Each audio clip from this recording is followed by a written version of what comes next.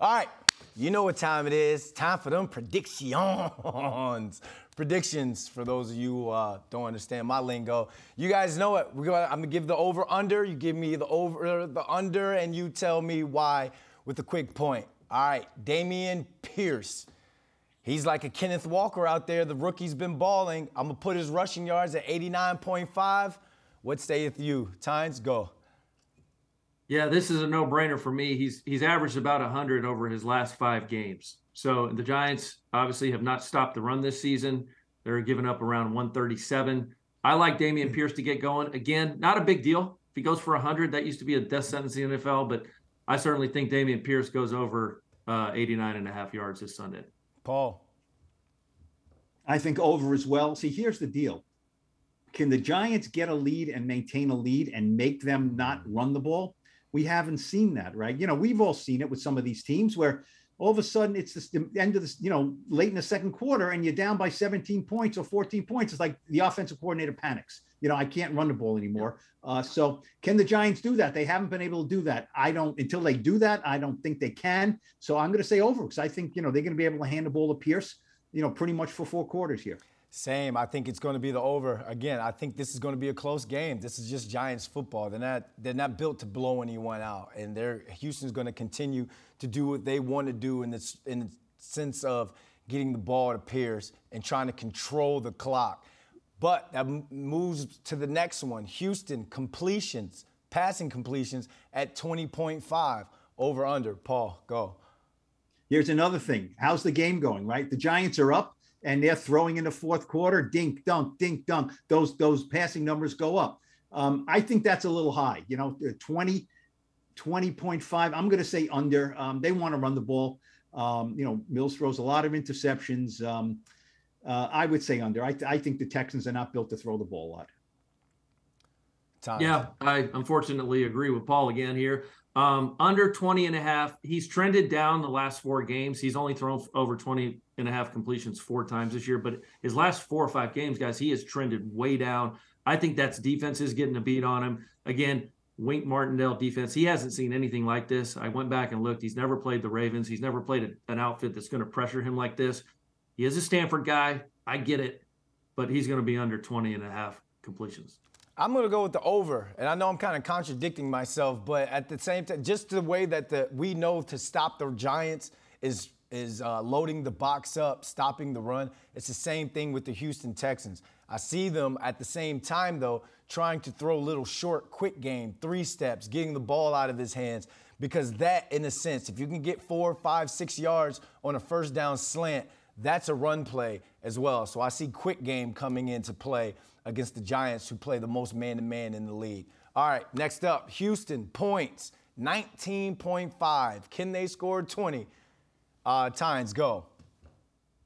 I don't think so. The Giants give up just under 20. The Texans average 16.5.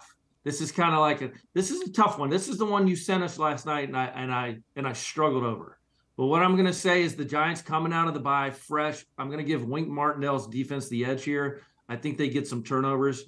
I think they're under, obviously, 19.5 points Sunday against the Giants. Paul. I think the Xavier McKinney factor rears its head here. I think over. Ooh. Look, look, you can't just say Xavier McKinney's not here. Next man up. I get it. Next man up. I get it. Dane Belton will play. Pinnacle play a little bit. Maybe Landon Collins a little bit. But they're not Xavier McKinney. He's an invaluable player. So I think at some point, something happens in the game where the Texans directly get points because McKinney is not there. I think that boosts the number up a little bit. I'm not saying a lot over this, but I'd say a little bit over, 20 points. Okay. So half a point, I'll say over. I say I'm going to go with the under on this one. I got them only scoring 12 points, and that's 4 field goals. I see what you're saying about that, the McKinney thing coming back to haunt us. But I see that big play happening and the Giants' defense getting a stop. It's no longer bend but don't break. It's bend and don't wink, because Wink is out there when it comes to them turning the ball, the offense, when they turn the ball over and they've had short fields against the Giants' defense, Giants have forced teams to 3 instead of touchdowns. I don't have the statistics on that, but I read that the other day. And it's, anytime you can force a team, especially with the struggling offense like the Texans, to 3, that just helps. I see them only scoring 12. Let's flip it over. And this one, I need this. I need to hear you guys for this one. Daniel Jones, 299.5 yards passing. I don't care who goes first, but talk to me nice. But when I saw this, Brandon, I said, did we somehow sign Plax, OBJ, and Victor Cruz in the bye week? Because 299, Daniel's done this 6 times in his career, okay? 5 times in 2019. He's only thrown for over 300 yards 1 time since 2019, and that was last year against the Saints when he threw for 402. I don't think we're going to have to throw the ball that much, so naturally I'm going to go under 299 yards for Daniel Jones. It's been a while since he's done that, and we're going to run the ball 200, 220, 230, something like that. I like that kind of game for Daniel, and then getting the running game going. So I'm going to go way under 299 yards. I love the optimism, though, Brandon. Come on, Paul. Come on, Paul. Talk to me nice. Give me something here. No way. Okay, here's why we have to not let former wide receivers make these numbers, okay? We have to take it away from Brandon. He is not an innocent bystander here. When I got this, I said, well, he must be 199. He must be, I don't think 199 is a no-brainer. 299 against the worst rushing defense in the league.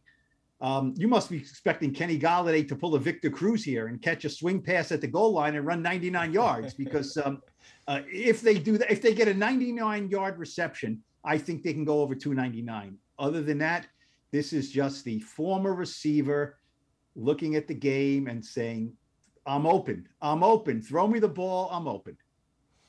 Yeah, that's the Jets receiver, former Jets receiver. Just give me the damn ball. But darn, man, I got to go under as well. I'll put it in there just to see if you guys, would tickle my fancy a little bit. But yeah, it's going to be under. They're just not built for that. They just want to win games. I get it. All right. So here we go. Since we're not going to throw for 299, Giants rush attempts at 29.5. Can they run the ball 30 times over under? Yes, I think they can. And like I said, Daniel Jones, running the ball is okay, Brandon. It's not, they're 6-2 because they can run the ball, not because they can throw the ball so well. I think this is Daniel Jones is going to have rushing attempts. Saquon, you got to put the Texans in conflict here. I know you said, Brandon, you can't just line up and give the ball to Saquon. I get it, but you can line up and put the Texans in conflict right away. Is it Daniel? Is it Saquon? Yeah, I think they'll run the ball 30 times in this game. Yeah, no question. I think they're way over 30. They're averaging over 30 a game when you look at kind of the overall rushing stats. Some of those are scrambles that Daniel's made. But certainly this is how this team wins football games. They run the football.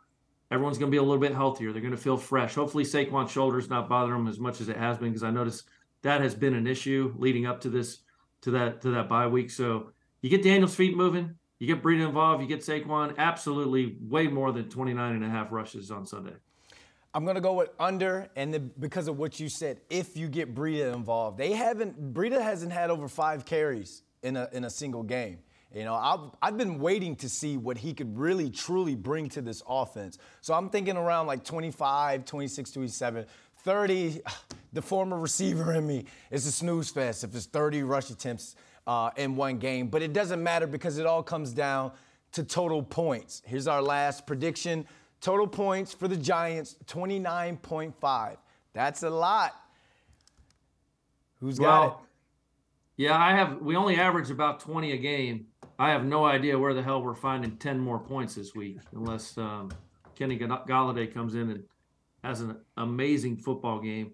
I like the Giants to win this game. Obviously, we'll get to that. I just don't see them they don't have that kind of offensive firepower. This is a methodical run the football, get some touchdowns in the red zone type of offense. They don't have any explosive plays really in the passing game. Maybe they could, but certainly I'm going to say under 29.5 points on Sunday. Paul?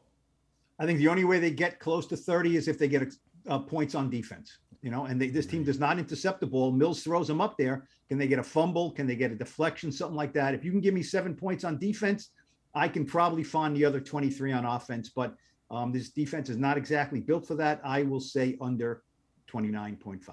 Yeah, I'm going to go under as well. They're not going for they're not going for points. They're going for the win, if that makes sense. I know it's all about scoring points, but it's just this team, like we said, we continue to say it, we're a broken record. This team is built to keep the game close, one possession within the fourth quarter, and then come out on top. They're built to win, not built to score a boatload of points.